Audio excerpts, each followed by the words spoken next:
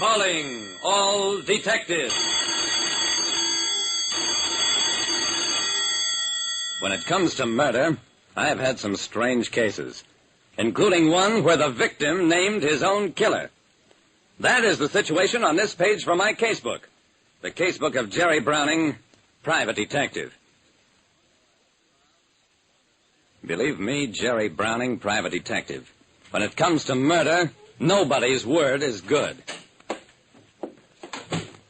The man who entered my office about 3:30 one afternoon looked vaguely familiar to me. He was middle-aged, stoutish, with a round face and serious eyes. He was wearing an overcoat, tightly buttoned up.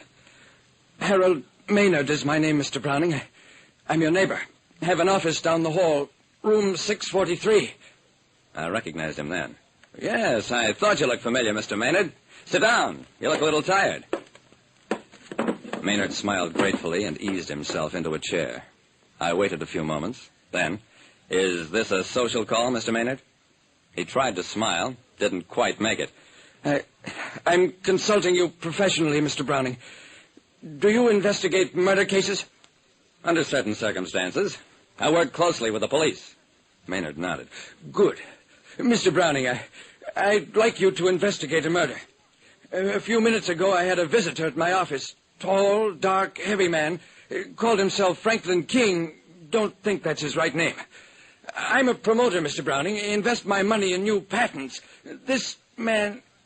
His voice trailed off. I waited a few moments, and when he didn't say anything more, tried to prompt him.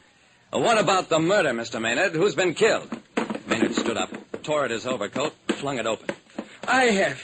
I've been stabbed. Catch him, Browning. I ran over to him, but I needn't have hurried. He was dead. A neighbor in my office building came in and asked me to catch his own murderer. Jerry, do you mean to say this man actually walked in here and named his killer? I wiped my brow. That's exactly what he did, Dawson. Why, don't you believe me? Lieutenant Dawson looked down at the body. Don't get sore, Jerry. Of course I believe you. What I don't understand is how he could have walked the length of the corridor and sat here talking to you with a wound like that. Dawson shook his head. He must have kept himself alive by sheer willpower.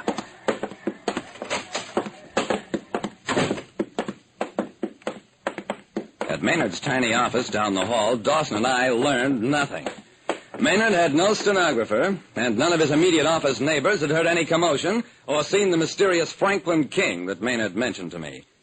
In Maynard's filing cabinets, there was no folder on King, nothing that could give us any further clue to the killer's true identity. In Maynard's wallet was a card listing his wife as the one to notify in case of emergency. Now Dawson and I were on our way to his home for just that purpose. We had a terrible half hour. Mrs. Maynard was a nice-looking woman who appeared considerably younger than her husband. Because there's no easy way of breaking the kind of news I was carrying, I simply said, "I'm sorry, Mrs. Maynard. Your husband is dead. He's been killed." Yeah? She collapsed. After a while, she came to and tried to answer the questions we had to ask her. She'd seen her husband only a few hours earlier. They'd lunched together, and she'd driven him to his office. At that time, he was cheerful, discussed a new electronic device in which he expected to invest, made no mention of a tall, dark, heavy man called Franklin King. In her present condition, that was all Mrs. Maynard could tell us. Finally, "Mrs. Maynard, you're in no condition now to do any thinking, but after you calm down, please search your mind. Your husband must have said something about this King man. We want to catch his murderer. The slightest hint may help us."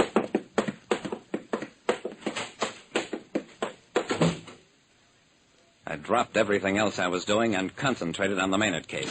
I spent one whole day in room 643 sifting through every single document, every letter in Maynard's files. There was correspondence with literally hundreds of inventors and businessmen who wanted Maynard to invest in their various projects. Not one of them was Franklin King. I sat in Lieutenant Dawson's office and listened as he patiently questioned Mrs. Maynard, took her through every moment of the time she'd spent with her husband in the days immediately preceding his murder. They both looked completely exhausted. Finally, I couldn't stand it any longer. "Look, Mrs. Maynard, you're trying too hard. Maybe if you don't force it, you'll remember something suddenly. And if you do, No matter how silly it may seem, call one of us at once. The break came the next morning. Mrs. Maynard had remembered a name, Benjamin Arthur. Dawson came right over to see me. We've got it, Jerry. The guy called himself Franklin King, but his real name is Benjamin Arthur. Benjamin Franklin King Arthur, get it? I got it. It sounds awfully pat to me, Dawson. No, it's just logical. When a man takes a phony name, he always picks something close to his own. This Benjamin Arthur tried for months to sell an invention to Maynard. There's a letter in Maynard's file dated about a year ago in which this Arthur guy accused Maynard of stealing his invention. He's our man, Jerry, and we'll have him under arrest before the day is over.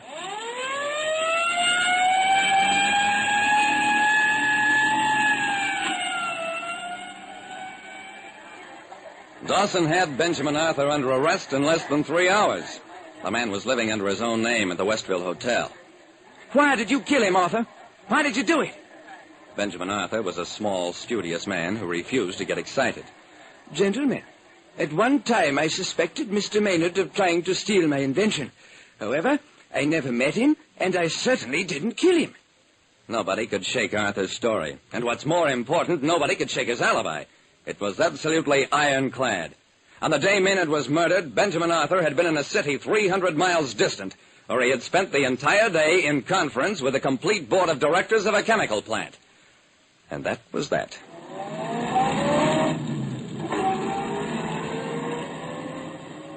I drove directly from police headquarters to the Maynard home. And when Mrs. Maynard ushered me into the living room, I'm not going to ask you any more questions, Mrs. Maynard. I'm just going to tell you a story about a man who's been stabbed and knows that he hasn't got much longer to live, but who forces himself to live long enough to invent, during his last moments of life, a name and identity for a fictitious murderer. This man, your husband, picks a name out of the air, Franklin King. But the name isn't as fictitious as the dying man thinks. Franklin King, Benjamin Arthur, an association in the mind of a dying man. An association that a smart killer who is being pressed realizes and offers to the police. Mrs. Maynard, you killed your husband. You stabbed him in the course of a quarrel, and he didn't want you to go to the chair for it. Dying, he still tried to protect you. I always suspected you a little, because your husband was wearing his overcoat when he came into my office. You stabbed him in your car, didn't you? Here? She finally admitted it. That was how it happened. He was an old man with a young wife. They quarreled incessantly, once too often. Like I said, when it comes to murder, you can't believe anybody. Not even the victim.